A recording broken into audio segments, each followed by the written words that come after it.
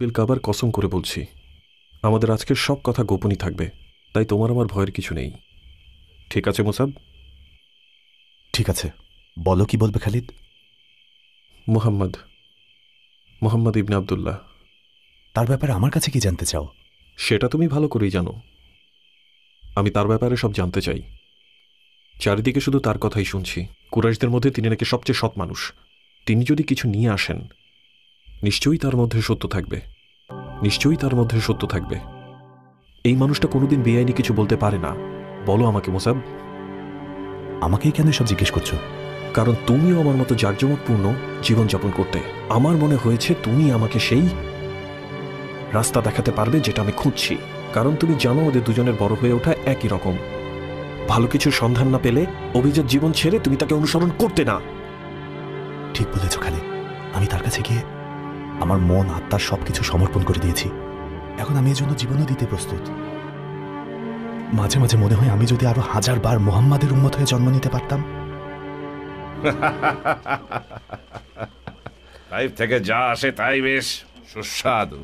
আঙুর, খেজুর অথবা যে ফলের কথাই বলো না কেন, তাইফ হলো কুরাইশদের বাগান। আর শরাবটা কেমন লাগলো বললেন আবুল হাকাম? এটার কথা বলতে হলে আমর বিন খুলতুমের মতো বলতে হবে। শোনো সুন্দরীরা, আমাদের কাছে এসো, কিন্তু শরাব ওটা তুমি লুকিয়ে রেখো না। এটা হলো সেই শরাব যা মুক্তোর মতো চকচক করে। এটা পানিতে মেশালে চারিদিকে যেন খুশির বন্যা বয়। একবার যে এই শরাবের স্বাদ নিয়েছে, তার জীবন ধন্য হয়ে গেছে আবু সুফিয়ান। আমি এখানে এসেছি কারণ আমি চাই মাকজুম গোত্র আর আব্দে মানাব গোত্রের মধ্যে সুসম্পর্ক তৈরি হোক। কারণ মাকজুম আর উমাইয়া গোত্রকে পেছনে ফেলে একজন মানুষ নাকি এখানকার ক্ষমতা হাতে নিতে চাইছে। এটা তো জটিল সমস্যা, কিছু একটা তো করতেই হবে। তোমার কি মনে হয় এটা নিয়ে ওই কুরাইশরা কি বলা বলি করছে সেটাকে আমি শুনিনি? শুনেছি, কারণ আমার কান অত্যন্ত তুখর আবু সুফিয়ান। আমার কাছে কথা লুকানো কঠিন। আচ্ছা ঠিক আছে আবুল হাকাম, বলো বলো আমাকে, কি শুনেছো তুমি? মোহাম্মদ। কি করেছে মোহাম্মদ? সে নাকি আজকাল নতুন ধর্মের প্রচার করছে কুরাইশদের মধ্যে। যাদের বয়স কম এবং যারা দরিদ্র আর যারা দুর্বল তাদের মধ্যে প্রচার করছে। নতুন ধর্ম? হতে পারে এটা সেই ধর্মই যে ধর্মের কথা বলেছিল ওয়ারাকা, জাইদ ইবনে আমরো আর উসমান ইবনে হুয়াইরিস। আর যদি সেটা না হয়ে অন্য কিছু হয়? অন্য কিছু মানে কি বলতে চাইছো তুমি আবুল হাকাম? ওই তো আব্বাসও চলে এসেছে, এখন থামো। হাশিমের গোত্র যে পরিকল্পনা করছে তাতে সফল হবে না তারা।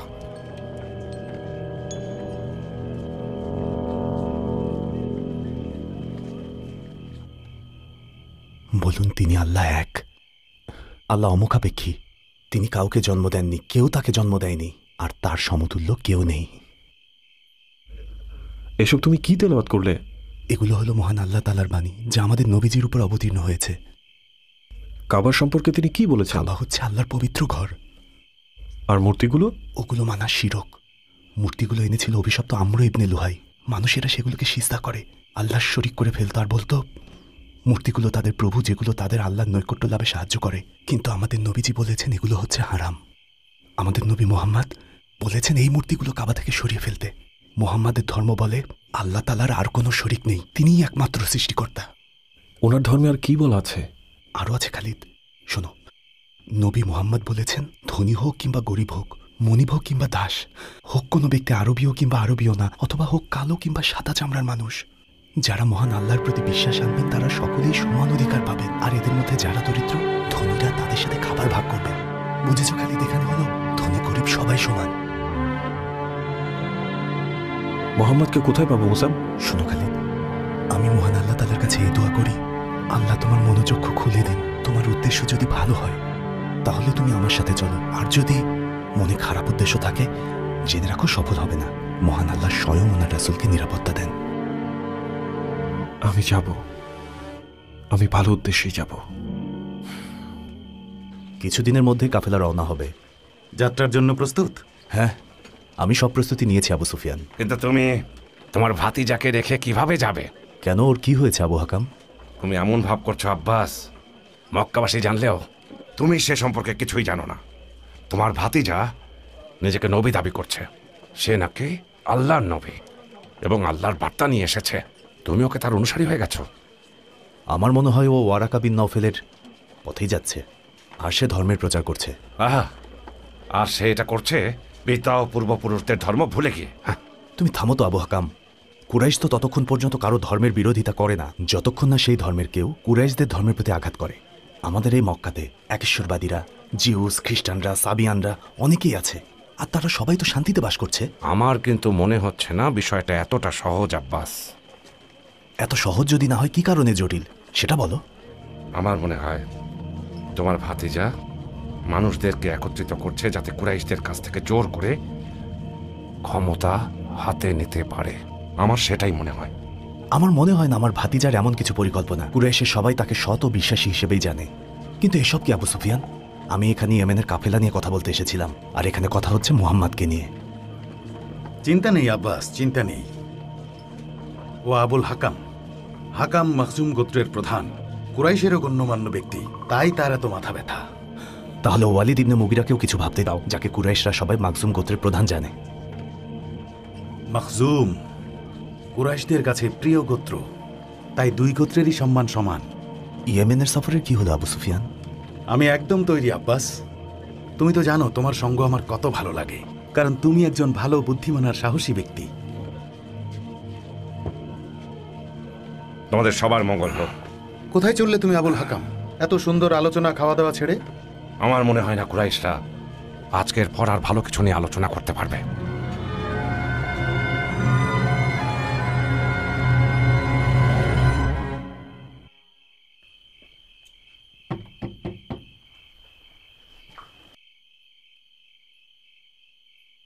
স্বাগত মুসাব ভাই, কি খবর বলো?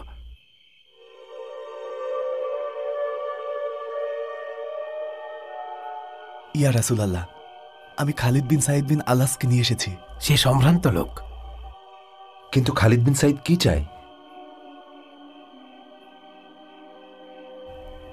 আশহাদু আল্লা ইলাহা ইল্লাল্লাহ ওয়া আন্না মুহাম্মাদান রাসূলুল্লাহ সাল্লাল্লাহু আলাইহি ওয়াসাল্লাম। আপনি শুনেছেন রাসূলুল্লাহ সাল্লাল্লাহু আলাইহি ওয়াসাল্লাম সাল্লাল্লাহু আলাইহি ওয়াসাল্লাম। দোয়া করি খালিদ বিন সাইদের ঈমান যেন শক্তিশালী হয়।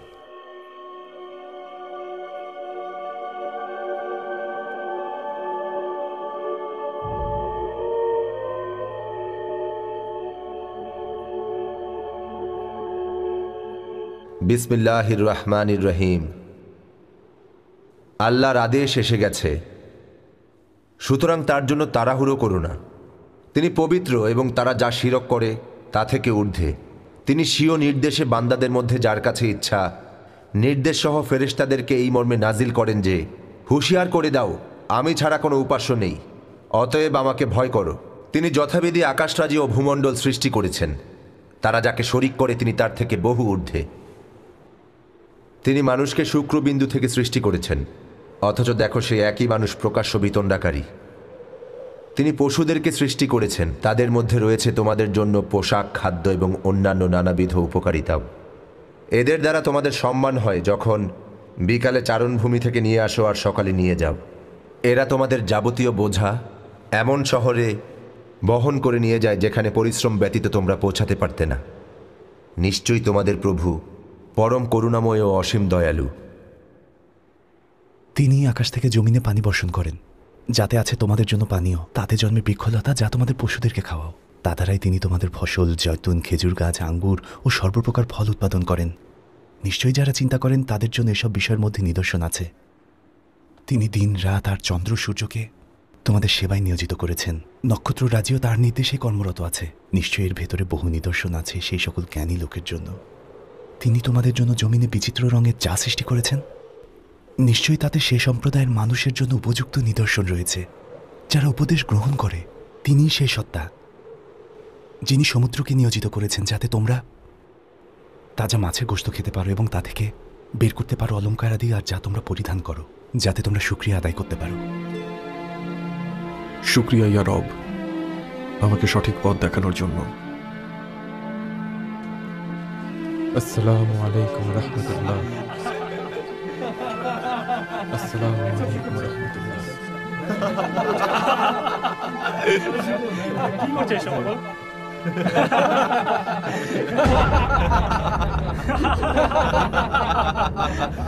কি সমস্যা? তোমরা আমাদের দেখে কেন হাসছো কুরাইশের যুবকেরা?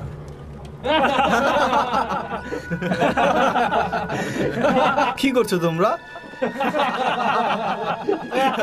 আমরা কি করছি? আমরা সালাত আদায় করছি, এক আল্লাহর ইবাদত করছি, আর তোমরা তো অন্ধ হয়ে আছো।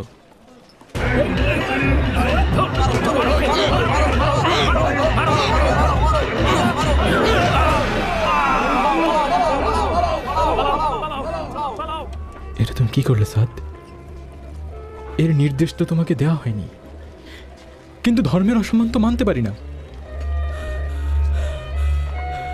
সাদ, এসব কি হচ্ছে সাদ? তারা আমাদের সালাতের নিয়ম নিয়ে হাসাহাসি করছিল। আমি একটা ধারালো উটের হাড় নিয়ে তাদের একজনকে আঘাত করে ফেলি। এই প্রথম ইসলামে রক্তারক্তি হলো। চলো চলো। শোনো আবু সুফিয়ান, আমি সকাল সকাল এসেছি কারণ জানি কাল রাতে আবুল হাকাম যা বলল সে ব্যাপারে কথা বলতে এসেছো। হ্যাঁ, আমার মনে হয় যে সে পুরনো প্রতিহিংসাতে আঘাত করতে চাইছে অথবা অশান্তির আগুন সৃষ্টি করতে চাইছে। আমাদের গোত্র আর আব্দে মানাফ গোত্রের সবাই তো মিলেমিশে আছি। তুমি তো জানো আব্দে মানাফের গোত্র কুরাইশ বংশের মধ্যে শ্রেষ্ঠ। তুমি চিন্তা করো না আব্বাস, কিন্তু সে গতকাল যা বলল তা যদি সত্য হয় তাহলে কিন্তু সমস্যা হয়ে যাবে। আবু হাকাম শুধু আব্দে মানাফ গোত্রের মাঝেই সমস্যা তৈরি করতে আসেনি, হাসিম আর উমাইয়া গোত্রের মধ্যেও সমস্যা তৈরি করতে চাইছে, যাতে এসব করলে সে কুরাইশ বংশের নেতৃত্ব নিতে পারে। আর শুধুমাত্র এই জন্যই সে এসব করছে। কিন্তু এটা কিভাবে সম্ভব বলো? আমাদের মধ্যে ঝগড়া বিবাদ সৃষ্টি করে। তুমি খুব ভালো করেই জানো ভাই, তোমার ভাতিজা যদি মানুষজন এভাবে একত্রিত করতে থাকে তাহলে নিশ্চয়ই এর পেছনে কোনো কারণ তো আছেই। আমি শুধু এই ব্যাপারে এইটুকু জানি, মোহাম্মদ কখনো খারাপ কিছু প্রচার করবে না। কেন তুমি ওর ব্যাপারে গোপনে কথা বলে বেড়াচ্ছ? সাবধান হও আবু সুফিয়ান। আবু হাকাম কুরাইশ বংশের ক্ষমতা চায়, এজন্যই অন্য গোত্রে বিবাদ তৈরি করছে। না, সেটা করতে পারবে না, কিন্তু কুরাইশ বংশের কেউ তাকে অসম্মানও করবে না। আমি অসম্মান করতে বলছি না, কিন্তু আব্দে মানাব গোত্র মাকজুম গোত্রকে নেতৃত্ব দিতে পারবে না। তাই আমাদের সবসময় এটা মাথায় রাখতে হবে আবু সুফিয়ান। চিন্তা করো না, বিষয়টা মাথায় রাখবো। ইয়েমেন সফরের জন্য মালামাল সব প্রস্তুত করেছো? আশা করছি এবার খুব ভালো লাভ করে ফিরে আসবো। আমিও তাই আশা করছি। আমিও তাই আশা করছি আব্বাস।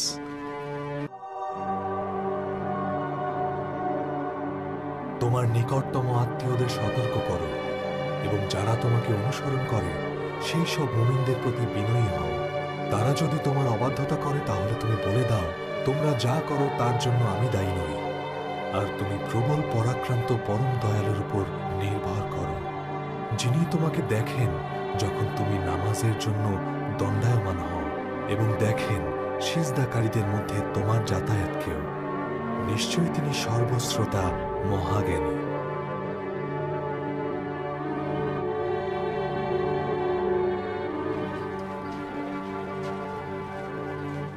এটা আল্লাহ রাসূলের উট না? এখন তো হেরা গুহা থেকে আল্লাহ রাসূলের মক্কায় ফিরে আসার সময় নয়, এই সময় তো আসতে দেখিনি। নিশ্চয়ই কোনো গুরুত্বপূর্ণ কারণে নবীজি তাড়াতাড়ি ফিরে এসেছেন। তিনি অসুস্থ না তো? চলো গিয়ে দেখি কি হয়।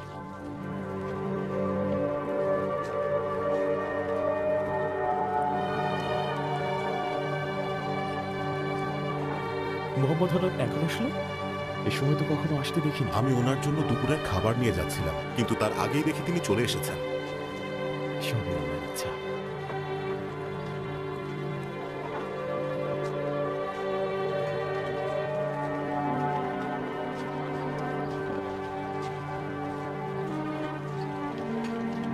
কি হতে যাচ্ছে? আল্লাহ রাসূল কোথায় যাচ্ছেন? আসলে তো কি হচ্ছে? কিছু একটা হচ্ছে ভাই, চলো তো গিয়ে দেখি। চলো যাই।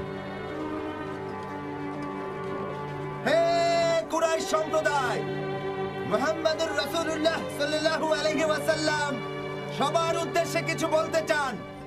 হে কুরাইশ সম্প্রদায়, মুহাম্মদ সাল্লাল্লাহু আলাইহি ওয়াসাল্লাম আপনাদের সবার উদ্দেশ্যে কিছু বলতে চান। হে কুরাইশ সম্প্রদায়। অতএব আপনাকে যা আদেশ করা হয়েছে তা প্রকাশ্যে বর্ণনা করুন এবং যারা আল্লাহর সাথে মিথ্যা উপাস্যকে শরীক করে তাদের থেকে দূরে সরে যান। হে মুমিন ভাইরা, আল্লাহর শপথ, যদি কুরাইশের কেউ আল্লাহর রাসূলের ক্ষতি করতে চায় তাহলে আমরা তাদের সাথে যুদ্ধ করব।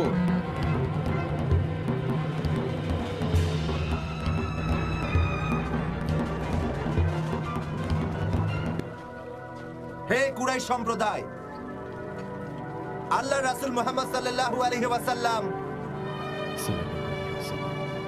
আব্দুল মুত্তালিবের বংশধর।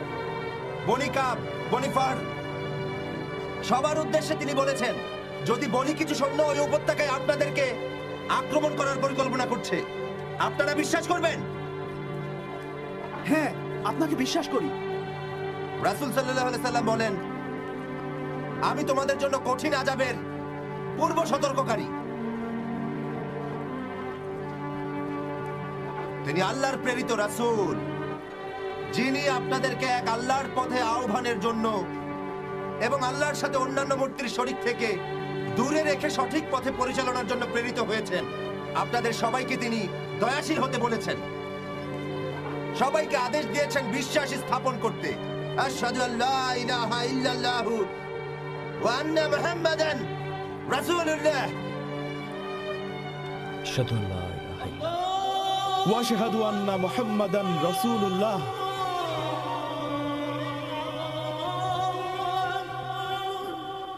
নির্বোধ, তোমার সর্বনাশ হোক, এটা বলার জন্য ডেকেছো? পরম করুণাময় ও অসীম দয়ালু আল্লাহর নামে। আবুল আহাবের হস্তদয় ধ্বংস হোক এবং ধ্বংস হোক সে নিজে। কোনো কাজে আসেনি তার ধন সম্পদ ও যা সে উপার্জন করেছে। সত্তরই সে প্রবেশ করবে লেলিহান অগ্নিতে, এবং তার স্ত্রীও, যে ইন্ধন বহন করে, আর তার গলায় শক্ত পাকানো রশি বাঁধা থাকবে। মহান আল্লাহ যা বলেছেন সত্য বলেছেন। না, একদমই না। কাবার রবের শপথ, মুহাম্মদ যা চাইছে আমরা তা কখনোই হতে দিব না, অবশ্যই না। আপনার সমস্যা কি আবুল হাকাম? মক্কাবাসীকে সিদ্ধান্ত নিতে দিন। যার ইচ্ছা তাকে বিশ্বাস করুক এবং যার ইচ্ছা তাকে অবিশ্বাস করুক। তুমিও দেখছো এই পথভ্রষ্ট মুহাম্মাদের মতো অবিশ্বাসী হয়ে গেছো। না, আমরা কখনোই তোমাকে কুরাইশ যুবকদের নীতিভ্রষ্ট করতে দেব না। না, এ কি বোকার মতো কথা বলছেন আপনি? শুনেছ তোমার ভাতিজা কি বলছে আবু তালিব? এটা অতিরিক্ত যত্নের পরিণাম, আর অন্য কাউকে কিছু না বলতে দেওয়ার জন্য হচ্ছে সব। বুঝতে পেরেছ? অপেক্ষা করো আব্দুল উজ্জা, দয়া করে অপেক্ষা করো। কি হচ্ছে এসব? সে আমাদের ধর্ম ছাড়তে বলেছে, আমাদের দেবতাদের বর্জন করে তাকে নবী হিসেবে মানার জন্য দাবি করছে। সে তার অনুসারীদের এক আল্লাহর কাছে ইবাদতের পথ দেখাচ্ছে। এসব কেমন পাগলামি? সে আমাদেরকে দেশ ছাড়া করার জন্য আর মেরে ফেলার জন্য কুরাইশদেরকে উস্কানি দিচ্ছে। কাবার মালিকের শপথ সে কখনোই সফল হবে না। আর কি চাও তুমি আবুল আহাব? আমি সব সময় তাকে বাধা দেব। একটু দাঁড়াও ভাই, দাঁড়াও। আমি হাসিম গোত্রের প্রধান, সিদ্ধান্তটা আমাকে নিতে দাও। আমি বেঁচে থাকতে মুহাম্মদের কেউ কোনো ক্ষতি করতে পারবে না। 3 বছর গোপনে রাসূল সাল্লাল্লাহু আলাইহি ওয়াসাল্লাম দাওয়াত দেওয়ার পর প্রকাশ্যে ধর্ম প্রচার শুরু করেন। মহান আল্লাহর নির্দেশেই তিনি এই কাজ করেন। পবিত্র কুরআনুল কারীমে আল্লাহ তাআলা ইরশাদ করেছেন, আপনাকে যা নির্দেশ দেয়া হয়েছে তা প্রকাশ্যে ঘোষণা করুন, এবং যারা আল্লাহর সাথে মিথ্যা উপাস্যকে শরীক করে তাদের থেকে দূরে থাকুন। আল্লাহ তাআলা আরও বলেন, আপনার নিকটতম আত্মীয়দের সতর্ক করুন। প্রকাশ্যে ধর্মপ্রচারের ভয়ঙ্কর প্রভাব পড়েছিল মক্কাবাসীর উপর। এই খবর আরবের বিভিন্ন উপদ্বীপের প্রত্যেকটি কোণায় ছড়িয়ে গিয়েছিল। ক্রমেই বিশ্ববাসীর মধ্যে ইসলামের দাওয়াতের সাড়া পড়ে যাচ্ছিল। মুশরিকেরাও চক্রান্ত শুরু করেছিল ইসলামের বিরুদ্ধে। প্রকাশ্যে এই মহৎ ধর্মের দাওয়াতের ঘটনা সারা পৃথিবীতে এক নতুন অধ্যায় সূচনা করেছিল, যার শুরুটা হয়েছিল মক্কা শহর থেকে, যেটা পবিত্র কাবার স্থান। তোমার ভাতিজা কিসের আহ্বান নিয়ে এসেছে আবুল ফজল? আবু সুফিয়ান, মুহাম্মদ খুবই সৎ। আল্লাহর পক্ষ থেকে নির্দেশ না পেলে এভাবে কথা বলবে না সে। কি বলছো এসব? মনে হচ্ছে তুমি তোমার ভাতিজাকে সমর্থন করছো। আমি? না না আবু সুফিয়ান, আমি যা জানি তাই তোমাকে বলেছি আবু সুফিয়ান। আর এই কথা কুরাইশ গোত্রের সবাই জানে। আমার ভাতিজা মোহাম্মদ সবসময় সত্যি কথা বলে। সে যেহেতু সত্য বলে সবসময়, তাই তার কথাগুলো সত্য হতেও পারে। শোনো ভাইরা আমার, সে যেসব বলে বেড়াচ্ছে তার পরিণতি ভালো হবে না। কি বলতে চাইছো আবু সুফিয়ান? কিছুই না, মুখ ফসকে বের হয়ে গেছে আর কি। আবু সুফিয়ান, আমাদের আত্মীয়তার বন্ধনে ঘৃণা ঢুকিয়ে তা ছিন্ন করো না। মুহাম্মাদের সম্মান আমাদেরও সম্মান, এমনকি কুরাইশদের সম্মানও তার সাথে সম্পর্কিত। তাকে শান্তিতে ছেড়ে দাও। অর্জন হলে আমরা সবাই সুবিধা ভোগ করব, সে ব্যর্থ হলে হারানোর তো কিছু নেই। তাহলে এগুলো কি এভাবেই চলবে আবু তালিব? তোমার আদরের ভাতিজা, তোমার পুত্রতুল্য মুহাম্মদ ধর্ম আর দেবতাদের ত্যাগ করার আহ্বান জানাচ্ছে আর বলে বেড়াচ্ছে আমাদের সবার নাকি তার ওই আজে বাজে ধর্মকে অনুসরণ করা উচিত। থামো আবুল হাকাম, থামো। সৃষ্টিকর্তার নৈকট্য লাভের জন্য আমরা যাদেরকে মাধ্যম হিসেবে ভাবি তারা আমাদের স্রষ্টা নয়। না, একদম না আবু তালিব, না। এগুলো আমাদের বিশ্বাস। আমরা তাদেরকে পেয়েছি আমাদের পূর্বপুরুষদের থেকে। আমরা লাত, উজ্জা আর হুবল, মানাত, খালসা এইসব দেবতাদের উপাসনা করে থাকি। তাদের সন্তুষ্টির জন্য আমরা আরবেরা পশু উৎসর্গ করি। বৃষ্টি, বরকতময় সন্তানের জন্য দেবতার কাছে আমরা হাত তুলে প্রার্থনা করি। এত বছর ধরে ধর্মীয় রীতির বিরুদ্ধে যাওয়ার সাহস হয় কোথা থেকে? তুমি কিভাবে সব মেনে নিচ্ছ আবু তালিব? হে আবুল হাকাম, একটু মনোযোগ দিয়ে শোনো। মোহাম্মদ তোমাদেরকে কোনো কিছুর জন্য আহ্বান করেছে, তা তোমরা গ্রহণ করবে নাকি প্রত্যাখ্যান করবে সেটা সম্পূর্ণই তোমাদের বিষয়। আপনার ভাতিজা দাবি করে সে আল্লাহর প্রেরিত রাসূল। কোন বিচক্ষণ মানুষ এসব মেনে নেবেন? বলুন আপনারা। আমি আসলে জানতে চাই, আমাদের মধ্যে এমন একজন যাকে এতদিন আমাদের নিজেদের মানুষ জেনেছি, 40 বছর ধরে সে আমাদের সামনে বড় হলো, আমাদের সামনে তার বিয়ে হলো, সন্তান, তাদের পরিপালন সবই তো এই চোখের সামনেই দেখলাম। হঠাৎ করে আমাদের ডেকে বলল আমি মহান আল্লাহর প্রেরিত রাসূল। এটা মেনে নেওয়া যায়? না না, কুরাইশরা এটা কোনোভাবেই হতে দেবে না। শান্ত হও, শান্ত হও তোমরা। পবিত্র ঘরের শপথ, আত্মীয়তার সম্পর্ক ছিন্ন করো না। এটা শুধুই একটা ধর্মীয় আহ্বান মাত্র। মানবে কি মানবে না সেটা তোমাদের ব্যাপার। কেউই জোর করে কিছু চাপিয়ে দিচ্ছে না। যা তোমরা অপছন্দ করো তা করার জন্য কেউ তোমাদের জোর করছে না।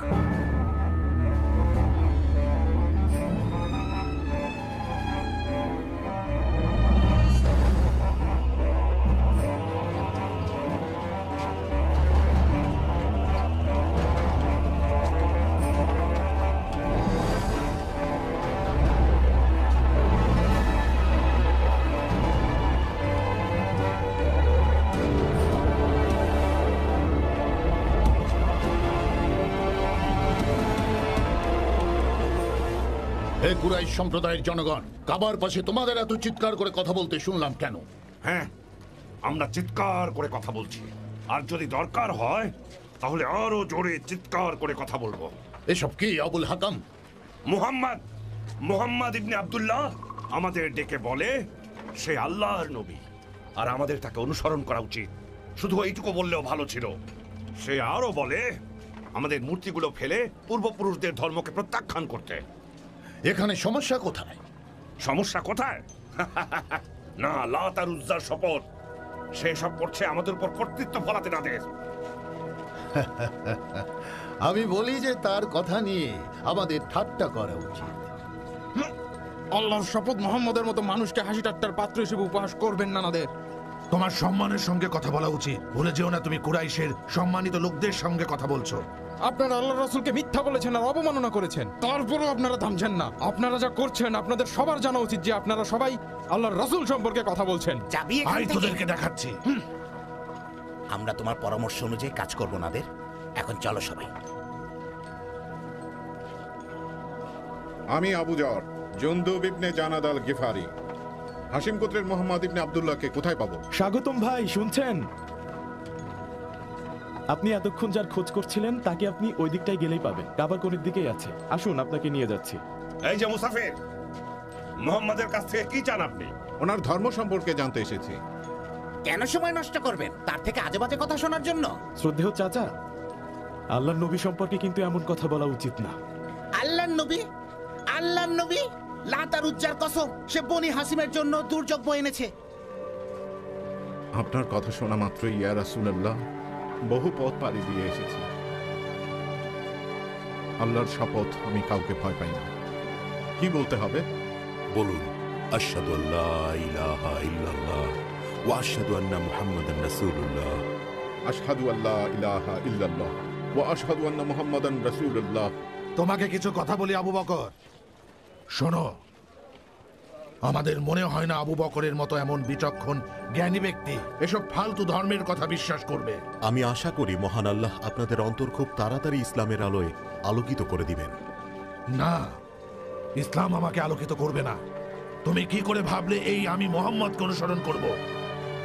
মুহাম্মদ আপনাদের সত্যের ধর্মের দিকে পথ প্রদর্শন করবে। আল্লাহ তাকে যা নির্দেশ দিয়েছেন তা তাকে করতে দিন। যতক্ষণ পর্যন্ত আল্লাহ সঠিক পথ আপনাদেরকে না দেখান, আপনারা চাইলে তার কথা উপেক্ষা করতে পারেন, কিন্তু আল্লাহ ও তার নবীর বিরুদ্ধে যাবেন না। আরে আশ্চর্য, এসব কেমন কথা? এখন কিন্তু আমার ধৈর্যের বাঁধ ভেঙে যাচ্ছে। আল্লাহর শপথ বলছি, আমি আমার বিশ্বাসের কথা সবার সামনে ঘোষণা করব। কারণ মুসলমান হওয়ার আগেও আবু যর কাউকে ভয় পায়নি, আর ইসলামের আলোয় পরিপূর্ণ হওয়ার পর তো আরও না। এরপর আবু যর আল গিফারি আল্লাহর পবিত্র ঘরের দিকে